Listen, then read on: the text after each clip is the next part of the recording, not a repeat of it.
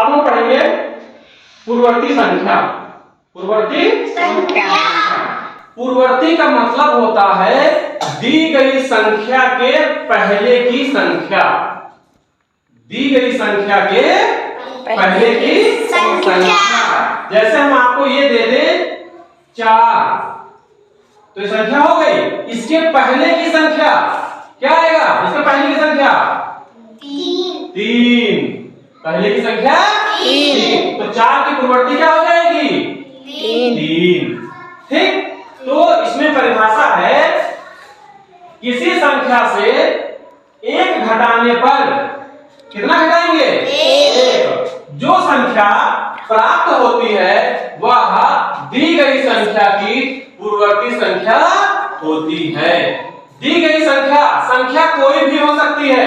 जो भी संख्या हम आपको देंगे उसमें से अगर 1 घटा देंगे तो वह संख्या जो होगी उसकी 1 घटाने पर जो संख्या प्राप्त होगी वही उसकी पूर्ववर्ती संख्या हो जाएगी।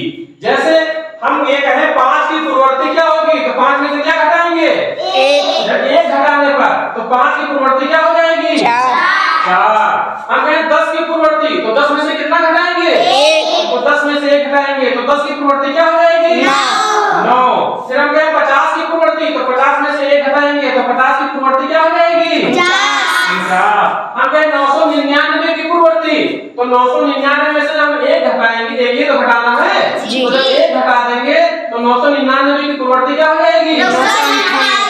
998। तो दी गई संख्या, जो भी संख्या दी होगी उसमें से अगर हम 1 घटा देंगे जो संख्या प्राप्त होगी दी गई संख्या की पूर्ववर्ती संख्या कहलाएगी। क्लियर? एक क्वेश्चन और, जैसे हम आपसे ये कहें, अच्छा ये बताओ 101 की पूर्ववर्ती क्या होगी? 100। कितनी होगी? 100। क्यों? क्योंकि 101 में से 1 घटा देंगे तो 100 बच जाएगा। यानी जो संख्या हम पूछेंगे पूर्ववर्ती, जिस संख्या की पूर्ववर्ती पूछेंगे उसमें से 1 घटा देंगे, जो संख्या घटाने पर मिलेगी वही उस संख्या की पूर्ववर्ती संख्या होगी। क्लियर?